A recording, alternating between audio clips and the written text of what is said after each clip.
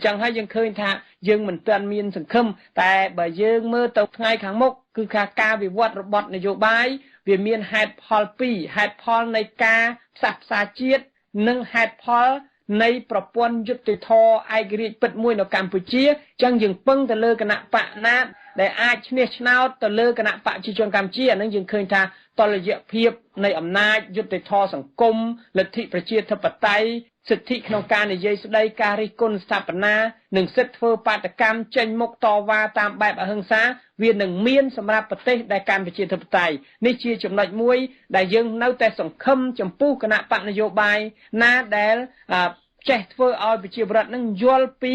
លទ្ធិប្រជាធិបតេយ្យនិងសិទ្ធិមនុស្សពីការពិតអានឹងជាចំណុចមួយដែលយើងសង្ឃឹមថាកម្ពុជានឹងអាចវិវត្តទៅបានប៉ុន្តែវាទាល់តែខ្មែរយើងទាំងអស់គ្នាងើបឡើងយល់អំពីតម្លៃសិទ្ធិនៃការផ្លាស់ប្ដូរដោយរបៀបអហិង្សាតាមបែប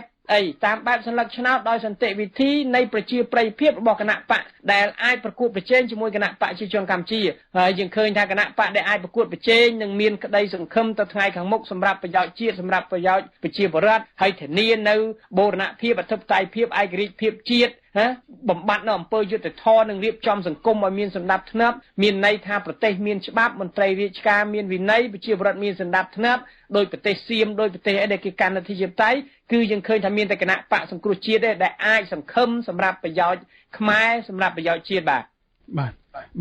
លោកមេឃសវណ្ណរាបើយើងនិយាយពីអំណាចក្រោយការបោះឆ្នោតឆ្នាំ1998ដែលជាការបោះឆ្នោតអាណត្តិទី2ហ្នឹងយើងឃើញថាគណៈបកហ៊ុនពេជ្រហ្នឹងមិនទាន់អស់អំណាចទាំងស្រុងទេគឺសម្ដេចក្រមព្រះរាជាប្រធានគណៈបកហ្នឹងបានក្លាយទៅជាប្រធានរដ្ឋសភាទៀតគណៈបកហ៊ុនពេជ្រពេលហ្នឹងក៏មាន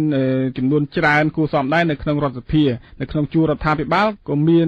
ទៅទៀតចុះហេតុអ្វីបានជាយុត្តិធម៌មិនអាចកើតមាននៅពេលនោះបាទមុននឹងឈានទៅរកការបោះឆ្នោតអាណត្តិទី2ឆ្នាំ1998លោកឃើញហើយថាហ៊ុនស៊ិនប៉ិចដែលដឹកនាំដោយលោកញឹកប៊ុនឆៃនិងឧត្តមសេនីយ៍ខាន់សវឿនគឺថាបានទៅបង្កើតជំរំតស៊ូយើងចាប់ពីសំឡូតសែនចៅដែលកាលហ្នឹងលោកសេរីកុសល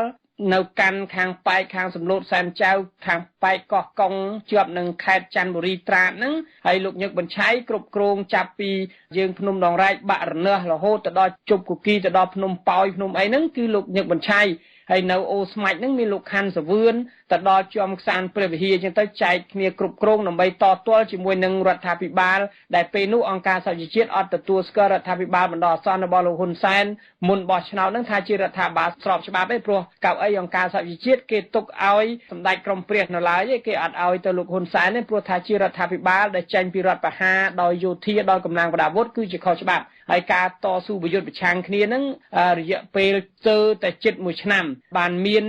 កិច្ចព្រមព្រៀងមួយដែលមានភាគីជប៉ុនមានអាមេរិកនៅពីក្រោយហ្នឹងគេឲ្យជប៉ុនហ្នឹងធ្វើការចរចាដោយសន្តិវិធីតាមផ្លូវការទូតហើយផ្លូវការទូតនេះយើងឃើញថាមុននឹងបានចរចាផ្លូវការទូតហ្នឹងគឺថាម្នាក់ត្រូវមានទោសដូចជាសម្ដេចក្រមព្រះមានទោស30ឆ្នាំលោកញឹកប៊ុនឆៃមានទោស30ឆ្នាំមន្ត្រីជាន់ខ្ពស់ដទៃទៀតហើយឲ្យបង់លុយបង់កាក់អីចឹងទៀតណាពីរដ្ឋជនដោយសារគេចោទថា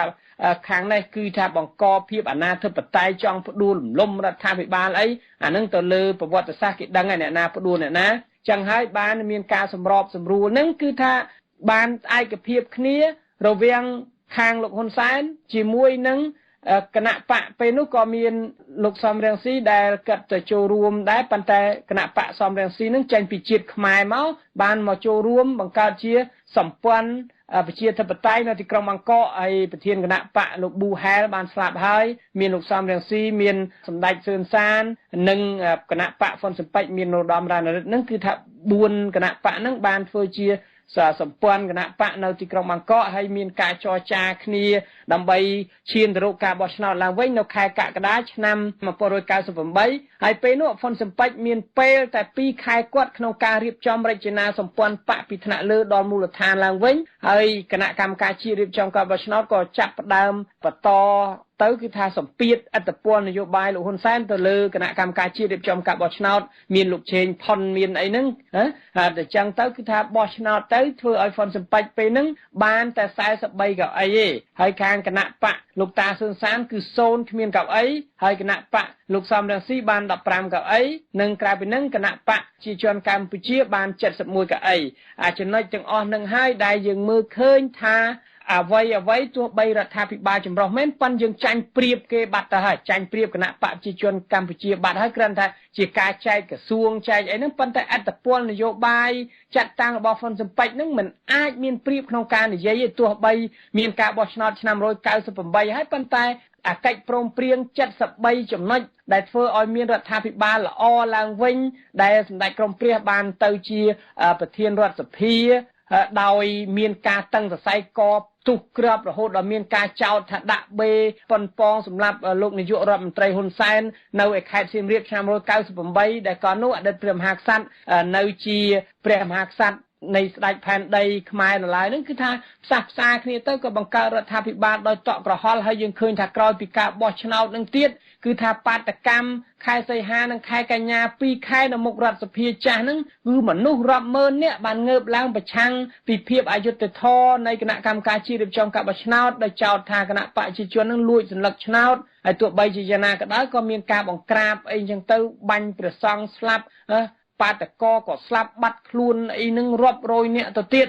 ដើម្បីបង្ខំចិត្តចូលទៅក្នុងរដ្ឋាភិបាលហើយក៏យើងមានការសម្របសម្រួលដោយអតីតព្រះមហាក្សត្រសម្ដេចរមសីហនុទៅក៏យើងធ្វើជាមួយគ្នានឹងគឺចង់ឃើញថាតើមានភាពស្មោះត្រង់ដៃគូនៃសម្ព័ន្ធគណៈបកហ៊ុនសំពេចនិងគណៈបកប្រជាជនកម្ពុជាអត់បើទោះបីសម្ដេចក្រមព្រះនឹងបានរុញច្រានលោកសំរងស៊ីចេញក៏ដោយក្បត់ដៃគូក្នុងសម្ព័ន្ធភាពជាមួយគ្នាថាមិនចូលក្នុងរដ្ឋាភិបាលចម្រុះអាណត្តិទី2នឹងព្រោះចូលទៅដូចជាទៅជួយលោកហ៊ុនសែនឲ្យមានអំណាចជាបន្តទៀតក្រោយពីផុតអំណាចដែលគាត់បានដោយចាញ់ឆ្នោតឆ្នាំ1993មកប្រងធ្វើរដ្ឋប្រហារនៅតំបន់អបគមនៅត្រើយទលេខាងកើតហ្នឹងខេត្តព្រៃវែងស្វាយរៀងកំពង់ចាមអីចឹងទៅហើយមកដល់ពេលហ្នឹងគឺថាគាត់98ហ្នឹងគាត់មានកម្រងប្រើអំណាចរបស់គាត់ដែលគាត់បានទទួលពីផ្ដួលរំលំនាយករដ្ឋមន្ត្រីទី1ដៃគូកាត់ក្នុងរដ្ឋប្រហារឆ្នាំ97ថ្ងៃ6កក្កដាអញ្ចឹងទៅទោះបីជាទាំងអស់ហ្នឹងវានៅប្រេះស្រាំយ៉ាងណាក៏ដោយហើយយក73ចំណុចមកធ្វើជាសម្ព័ន្ធមិត្តកុំឲ្យមានបញ្ហាអីជាមួយគ្នាឲ្យមានបំបត្តិភាពអកកទៅយើងស្មោះត្រង់ធ្វើការប៉ុន្តែទៅវាការធ្វើការនោះវាមិនប្រសំប្រសងជាមួយគ្នាវានៅតែមានកលល្បិចយុទ្ធសាស្ត្រដើម្បីយកព្រៀបគ្នាដដែលហ្នឹងចឹងហើយយើងឃើញថាហ្វុនសំពេចមិនអាចទៅស្ដារអ្វីបានក្រៅពីនៅក្នុងផ្ទៃក្នុងបកហ្នឹងត្រូវបានក្បត់គ្នាហើយមន្ត្រីជាន់ខ្ពស់មួយចំនួនត្រូវបានទិញដោយគណៈបព្វជិជនឲ្យបន់ឲ្យសាក់ឲ្យវិឡាឲ្យឡានលុយកាក់តំណែងតួនាទីអញ្ចឹងទៅគឺថាលែងមានមន្ត្រីដែលស្មោះពិតប្រកបជាមួយហ្វុនសំពេចចឹងហើយនយោបាយតាមដំណើរទៅអច័យលាក់ទឹកហើយអើធ្វើឲ្យហ្វុនពេចចេះតែខ្សោយទៅគេដកពីរដ្ឋមន្ត្រីដែលមានកូតាបដាជាវាយខេត្តគេដកបដាជាវាយស្រុកគេដកបដារហូតមកដល់2003ហ្នឹងគឺយើងចាប់ផ្ដើមស្បើយបោះឆ្នោតអាណត្តិទី3ស្បើយអស់បន្តបន្ទាប់មកដល់2008កាន់តែយ៉ាប់ទោះបីនៅលោកញឹកបញ្ឆៃជាឧបនាយករដ្ឋមន្ត្រីនៅមានតំណែងខ្លះជាតំណែងខ្យល់មានតួនាទីអីមែនប៉ុន្តែគេមិនអោយអំណាចឲ្យអីសម្រាប់ធ្វើឲ្យមានគូប្រៀបនៃកិច្ចព្រមព្រៀងសម្ព័ន្ធដៃគូក្នុងការដឹកនាំប្រទេសជួយដល់ជាតិជួយដល់អីក្រៅតែពីតាមដំណើរទៅអំពើពុករលួយចង់ជាតិលិចលង់យ៉ាងម៉េចទៅគេអត់ខ្វល់ចឹងហើយយើងឃើញថាដំណើរនយោបាយរបស់ហ្វុនសំពេចគឺវាស្ថិតនៅលើអ្នកដឹកនាំមិនប្រកបប្រជា ហើយមិនស្មោះត្រង់ជាមួយនឹង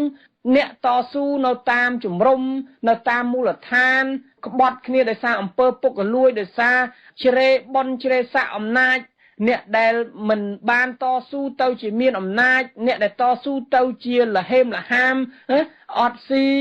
ដោយសារតែខំតស៊ូតាំងពី79រហូតមកដល់ទីបញ្ចប់ត្រូវបានគេទាត់ចោលមិនរាប់រយទាំងអស់នឹងហើយដែលជា ការបញ្ចប់អាជីពនយោបាយរបស់គណៈបកហ៊ុនស៊ិនប៉ិចហើយយើងឃើញថាមកដល់ទៀតគណៈបកហ៊ុនស៊ិនប៉ិចនឹងបែកជា11ជំរាកទៅទៀតក្រោយពីរដ្ឋបហា97បោះឆ្នោត98មកយើងឃើញថាលោកលយសំឈៀងដែលជាអនុប្រធានរដ្ឋសភាទី1នឹងអគ្គលេខាបកហ៊ុនស៊ិនប៉ិចនឹងក៏បង្កើតគណៈបកថ្មីមួយសង្គមថ្មីលោកសំរងស៊ីដែលត្រូវបានគេបណ្ដេញកាត់ចេញពីទេសរដ្ឋមន្ត្រីក្រសួងហិរញ្ញវត្ថុនិងជាគណៈកម្មការនយោបាយបកហ៊ុនស៊ិនប៉ិចនឹងទៅបង្កើតគណៈបកជាតិខ្មែររហូតបង្កើតគណៈបក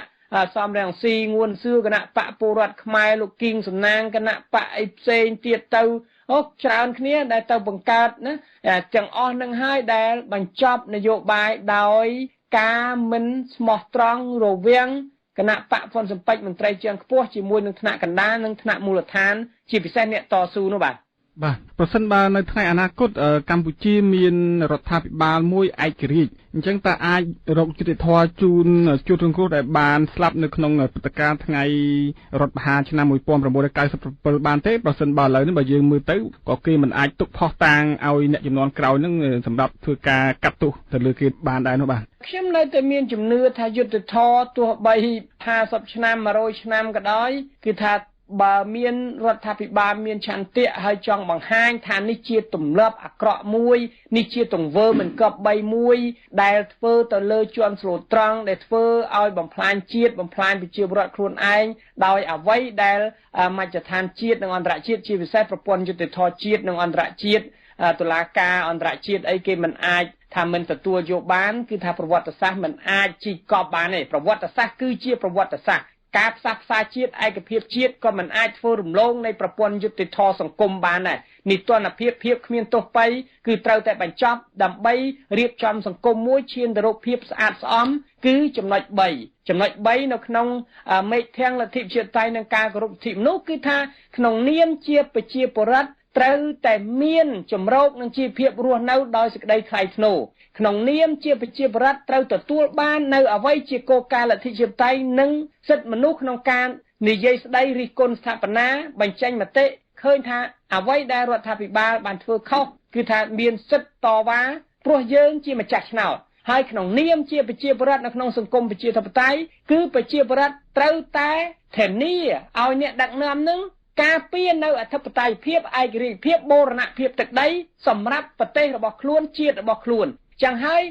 ចំណុចទាំង3ដែលខ្ញុំអះអាងនេះគឺថាបើជាសង្គមប្រជាធិបតេយ្យពិតប្រាកដគឺមេឃធាំងនៃ